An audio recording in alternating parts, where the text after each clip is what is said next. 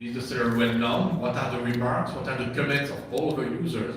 You need confidence, you need trust, you need third parties. So most of the confidence today is achieved by using centralized government state laws and third parties like Amazon, eBay to give you trust. But the way that the trust will be used tomorrow, it will be built through blockchain and through decentralized consensus. I will explain you what it means. The most important thing is to know what's the blockchain. That's the complex thing. Don't just read it, but don't try to understand it now. You will understand it later on. In fact, you have to know, first of all, about cryptography. I don't want to enter in very complex cryptographic schemes, but you have to know that there is a function that we call the hash, which is a function that makes a digital unique signature of any file, of any document. For instance, if we want to have the signature of Belgium FinTech in Seal, that's the signature that we have. That's 256 bytes. So it means that there are 2 to the power 256 possibilities. So it means a huge number, which is bigger than the number of the stars in the sky. If you just change one thing, just at one point, the signature is absolutely different. And for you to crack that code, it will take you years and years and years to crack a code. So we use the code that we have to sign transactions, a block of transactions. So we got messages, and we make the hash, and got this unique digital signature that we will use to put it on the next block. So each time that you have a signature, you put it on the next block. So here it's this side, next block, next block, next block. So that means that you cannot change any of the blocks without impacting all the other blocks. So it means that it's written forever.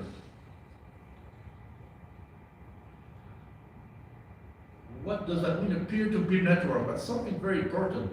Peer-to-peer network, that means that we all share the same information.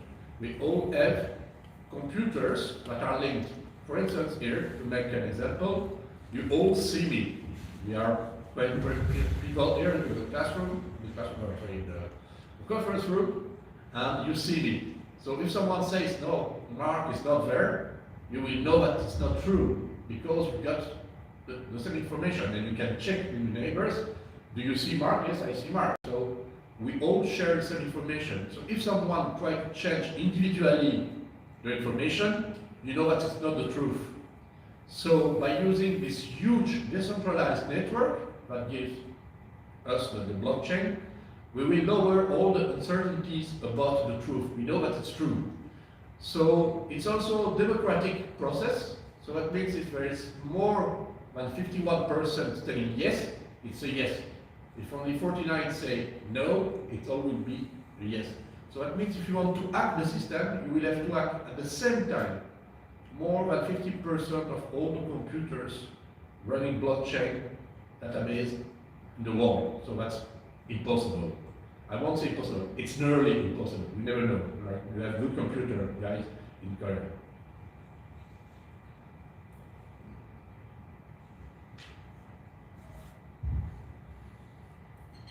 But just what we spoke about, the centralized consensus, 51%.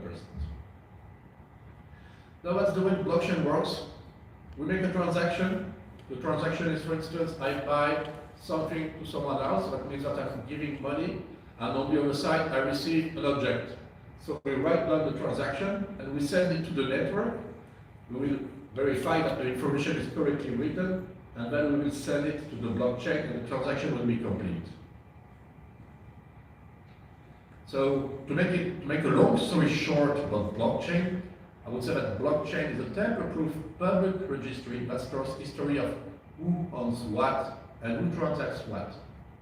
So basically, if you own the house, it will be written in the blockchain. If you make a transaction with someone, it will be written in the blockchain. And that's the purpose of the blockchain, is to store publicly information. So if you understand that blockchain will store forever information and certify that information has been stored correctly, you can also create digital identities and store them in the blockchain. So that means that you will have an identity that will be certified by all the computers of the planet. You don't need just to have one ID card. For instance, when you are traveling today, you are using passports. Do you know why you are using passports? Because passports are difficult to counterfeit, difficult to tamper, to forge. And they've got biometric things, they've got a lot of securities included, and they've got certain standards all over the world, and all over the world they're communicating the passport numbers and so on, so they know that it's a true passport. So the passport is used to give you today proof of your identity. Tomorrow with the blockchain, you will be able to prove your identity, for instance, just by using your fingerprints. So the digital identity, as I told you, in Belgium we've got already a digital identity that is recognized by the state. So the most important thing is to have a digital identity that will be recognized by the state, so that you will be using your identity as a signature to transactions. So you can sign transactions, say, this is my money, this is my car, and each time you got your name on it. And if you want to make a transfer or a sell to someone else, the second person will have to write down his name under. So if you sell your car, you got the name under your car number, you scratch it and you put the name of the second person. So we will have a track of all the owners, and there's only one owner. So as you understand, having an identity on something is also interesting for the banking sector, because bank, what is a bank? Is a company that says, okay, this money belongs to you. I owe you this amount of money. But here we don't need banks anymore because of the blockchain. The blockchain can tell how much you have, and you can spend that money. So one of the main applications of the blockchain that we know today, that we see today, is banking applications. We've got for sure everything related to cryptocurrencies, but everything related to bank. And for instance, it's used also in some other countries, like in Sweden. What we have to show the property, you can have a wallet, a digital wallet, where it's the address of where you put your belongings. You can put some money in a wallet. And it can be used, for instance, that's an example, a true example of something going on in Jordan. In Jordan, we've got a refugee camp of Syrian refugees with more than 75,000 people. These people, when they arrive in the camp, they get at the entrance, they get registered, their iris is scanned and is linked to a wallet. So even if the guy says, my name is James Bond, you will write down, okay, it's James Bond, that is the eye of James Bond, and this is his wallet. So you can give international aid directly to his wallet, and nobody can steal that money because the money is in the blockchain. And then he goes to the shop, he has got his iris scanned, you can see here, and everything will be paid automatically. So that means for international transfers, international aid, there is no need of a middleman that takes a percentage. The aid goes directly to the pocket of the people that need the aid. Your neighbors in China, with Alipay, they developed an application called Smile to Pay. So you go to the shop, you order, you put your face in front of the camera, it's linked to your wallet, and it's paid. So it's really easy. So it means also that nobody can steal your money anymore. Nobody can use it instead of you. You are the only one to have the control of your money. So it means also that you can give bank accounts, should I say not really bank accounts, but accounts, wallets, to all the unbankable of the planet, so 2 billion people. That's exactly what Facebook is trying to do, is to give possibilities to people that do not have access to banks, to have the possibility to have a bank service.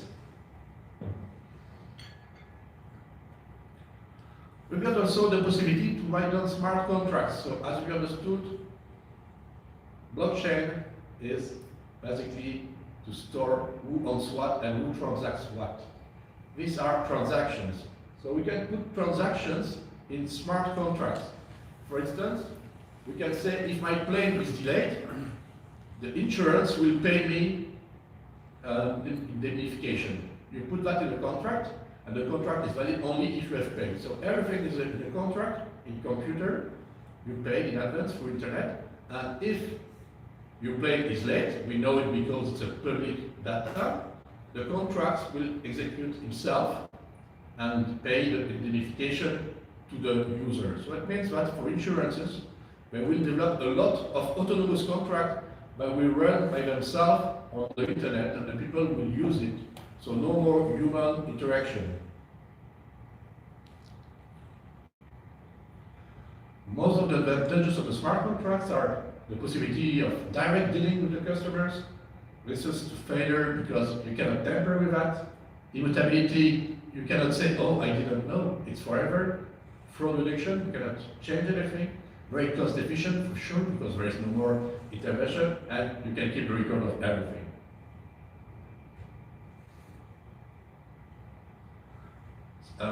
Blockchain is used also with your ID for e-government issues.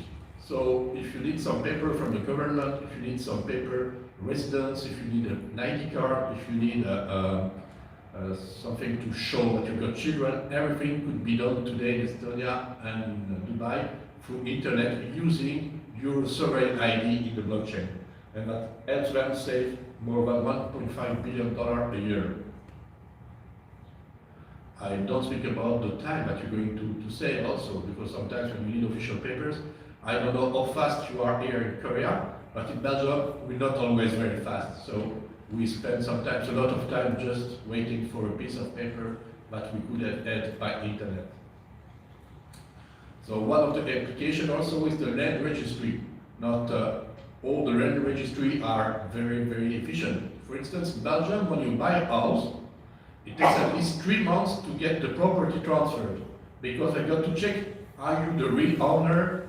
Are you trying to sell the house 2 or 3 times at the same time? Is the money that the buyer receiving will be used to buy the house, or just, is it something else? So there are so many human things to check. We're spending today 3 months. Tomorrow it will be done in just one click. Healthcare. Oh, healthcare will be impacted. Today, we all care about our personal data. Nobody wants to know but wants to have his cancer made public. But cancer data are very important for researchers all over the world. So if you put your personal biometric and health data in the blockchain, it will be publicly available to all the researchers that can make comparisons. But nobody will know that the radio that you will find in the blockchain belongs to you, because it will have a pseudo identity which is linked to your blockchain identity.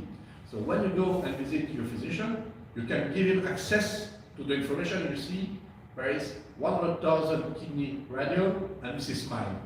So you can point where is your radio, what is your disease, and he can help you. So you don't have to transfer and make all the tests a second time. So we'll see that the blockchain will have it in every industry.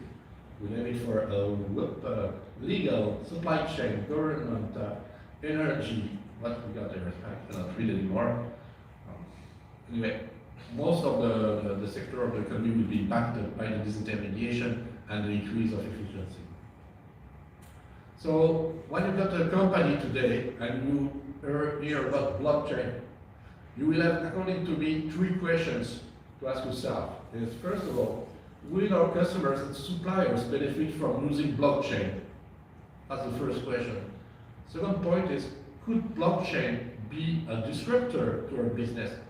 If you make shoes and it does not change anything for you to have blockchain, why would you apply blockchain? But if you make shoes and you want to certify that the labor is coming from a certain origin and it is something which is right, which is green, you've got to certify it, maybe you will have to use blockchain. So it's depending on your business case and your strategy. And then, is any of our competitors blockchain ready? And how could that impact our business? have a look at the banks. Some banks are already blockchain ready, and look at other banks that are not yet blockchain ready. How will they evolve in the future? The pace of growth will be much different. So it's good for them to think about it right now. So as a conclusion, it's a very nice Korean proverb. It's, if you don't walk today, you must run tomorrow. Thank you very much.